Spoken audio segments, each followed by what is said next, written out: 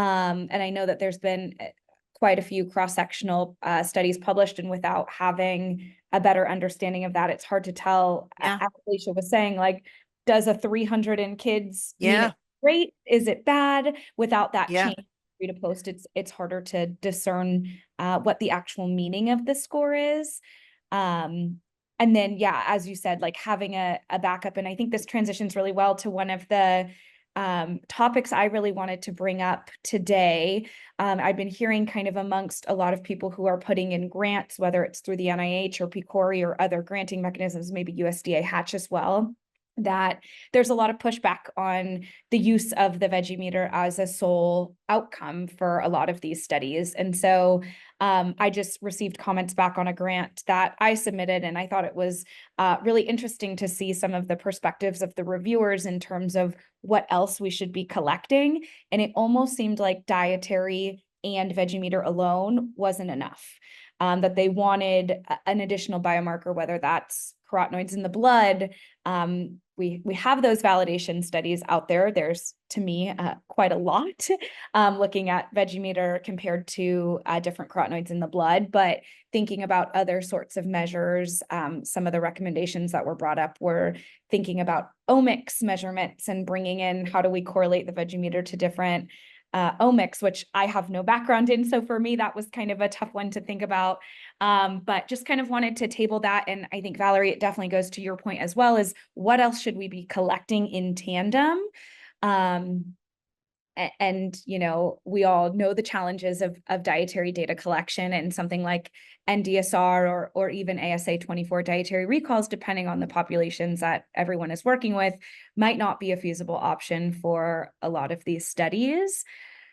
So that's really why I enjoyed hearing about the liking survey, because I hadn't thought of that in my own work, but kind of wanted to put it out to the group to see, I guess, if anyone has submitted a grant using the Veggiemeter and are comfortable sharing, what are some of the challenges that the reviewers presented, or other thoughts on what sort of dietary measures or other biomarkers we should be collecting at this time. And of course, we all know that the money is the limitation, limiting factor on a lot of these. So my thought was collecting blood carotenoids would add quadruple the amount of money and time to the initial grant. See some thoughts coming into the chat. So maybe a diet quality questionnaire, thinking about the short form. So maybe it's a little less time consuming than actually doing an NDSR and calculating the full dietary HEI score.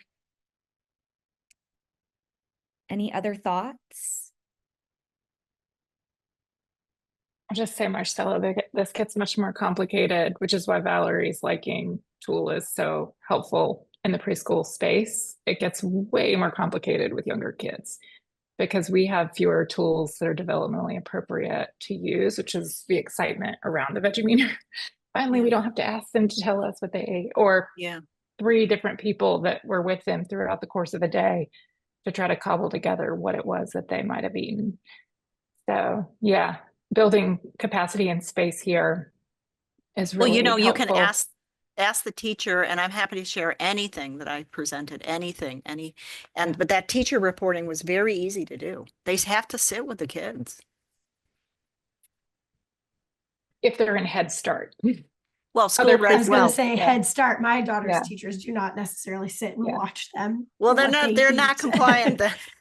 Yeah. I They're mean, not following they're best there. practice, but Yeah. they not all of them are sitting. Yeah. They're there, but I had to be like, hey, my daughter's lunch comes home full every single day. Can somebody see if she will eat something today, please? So maybe she's eating the next child.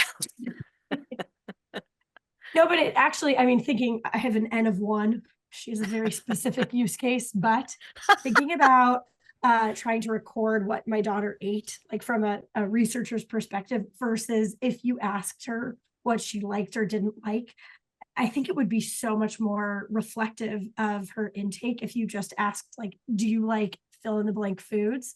So it's a really interesting, I haven't worked in the preschool space since my dissertation work. And now I like live in the preschool space in a very different way. And it's interesting to think about how to apply something like that. You know, again, N of one, but it's really interesting. I kind of want to ask her about that now. Use your tool in my own, you know, research study at home. Yeah, I guess if anyone is thinking about, I know there were a lot of graduate students on the call thinking about developing a study. Are there dietary measures that you're thinking of implementing, or maybe we deterred you away from some that you were thinking today? But open to hearing anyone's study design. We implemented in a study that hopefully will be published very soon as well, a technology-based assessment. So it uses a this or that algorithm. It's David Katz's tool Diet ID. Takes about 5 minutes to complete and uses a set of food images. And as the algorithm starts to narrow and learn your food intake, it gets into much more nuanced. So white rice compared to brown rice, or low-fat dairy versus you know, whole-fat dairy, and it starts to capture some of those differences in diet quality. And we found significant findings associated with the Vegemeter for that in terms of the device's estimates of dietary carotenoids compared to pre-post Vegemeter scores. So we had a really great experience with that. I know it's another fan on the call. I know it's not free, so that is a deterrent. It is for cost tool, but we did NDSR and compared Diet ID against NDSR and saw significant correlations and quite moderate to strong for dietary measures. And I will say that the implementation of Diet ID compared to collecting 3 dietary recalls from NDSR saved us so much time and resources. So that is one tool that I'm familiar with. Question about we were really fortunate that we got Diet ID quite at its inception and infancy. So we had a very diverse population that gave a lot of feedback that their culturally relevant foods were not depicted. And we shared that feedback with them, and over the course of 4 years, they've actually updated a lot. So there's full culturally relevant food patterns at the beginning that you can select from. I think they added in there was an Indian focused one, and an Asian focused one, more of like Chinese sensitive foods, a more Latin American one. Rachel, correct me if I'm wrong, if I'm missing any specifics. More I'm gonna say, like, I love Diet ID. I'm a huge proponent for using it because we found that with a population of students who we had a lot of Asian and South Asian students before they had all the culturally relevant foods in the database, we still found really strong and significant results when we compared it to NDSR, blood carotenoids, dietary carotenoids. So I'm a proponent of it. I will say I use it in my class every spring as a like compare doing a 24-hour recall to Diet ID. And I usually find some of the free online thing and have them like compare across what they like and don't like. And my SF State students are pretty diverse. They're nutrition students. So like that's a caveat. They're not the general population, but they always complain that Diet ID really either forces them into, because you have to choose at the beginning, like South Asian diet. Well, they don't only eat South Asian foods. Or, you know, the Latin diet, I can't remember what word they actually use. They're like, that's not what I eat, because that's a really broad part of the world and, you know, many countries, different foods. So I still think you get strong and significant results if your goal is to like understand patterns, and it does give you pretty good nutrient comparison to NDSR. But a lot of students are like, that's not really what I eat. So I think you have to have specific goals when using it. Again, still really love it though.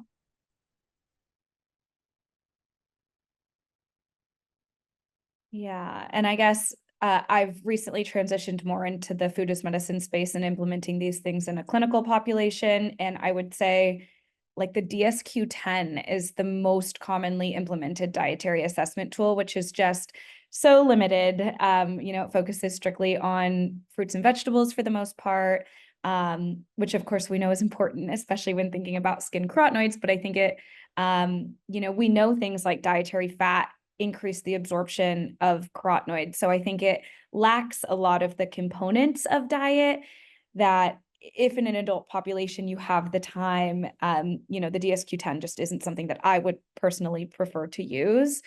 So I think it's really interesting to see all the different tools that we're implementing here and some of our successes and challenges with those. Since you guys talk about food as medicine, I know that a lot of people, at least in the adult world, have thought about using Life's Essential 8 from the AHA. And what are people's thoughts about that? And I know they have a way to score for children.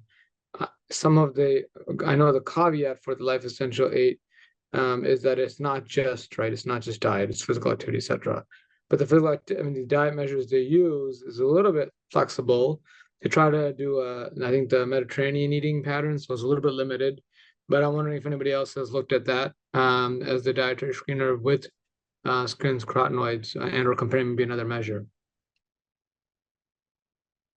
I will say I just started using Life's Essential 8 in the last couple of months, so I can't speak in depth if anyone else has more experience. But I think what's interesting about the Life's Essential 8, and I think it could translate really nicely to being a good marker for the Vegimeter, is that we know things like physical activity may impact carotenoids as well. And that's something that we aren't commonly measuring as a collective yet.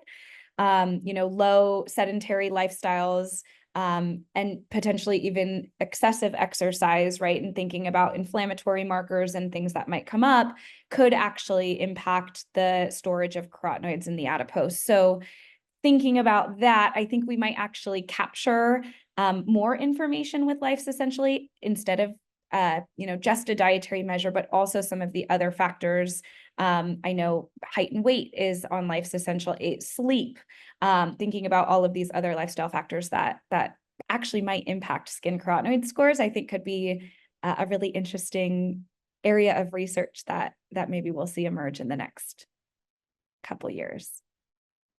But yeah, I'm not sure if anyone else here on the call has utilized Life's Essential 8. Or knows all that it is. It's the American Heart Association guidelines. There's 8 different components. It also includes stress, sleep, as well as physical activity, diet, smoking. I think I listed 7. There's probably one more, but again, smoking, Alicia mentioned, and Valerie, I believe that smoking was one of your exclusion criteria. Again, because we don't exactly know what it's doing to the oxidative stress markers in the body, and we know that that plays a role in carotenoid metabolism. So, that's a really good thought to maybe moving forward. More of these lifestyle factors might be important to collect, and Life's Essential 8 might be at least an already validated and standardized one that we can all lean on.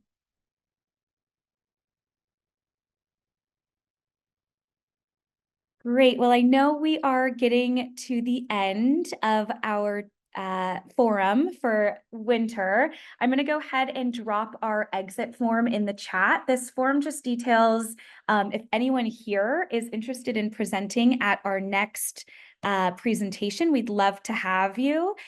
So we ask a couple of follow-up questions about the forum, what we can do to improve and how to increase participation throughout all of our research endeavors. So with that, I'm happy to share our slide with our contact information. If you are interested in being added to the Vegimeter listserv and not already on it, please make sure to email Virginia. This email down here, virginia_stage@ncsu.edu, and we'll be able to add you to our Vegimeter listserv. Other than that, we're always a resource, so please email the listserv or any of our facilitators on the call. We're happy to answer any questions about the Vegimeter based on our experience, or connect you with someone that might be in a similar population or field. But other than that, thank you all so much for attending.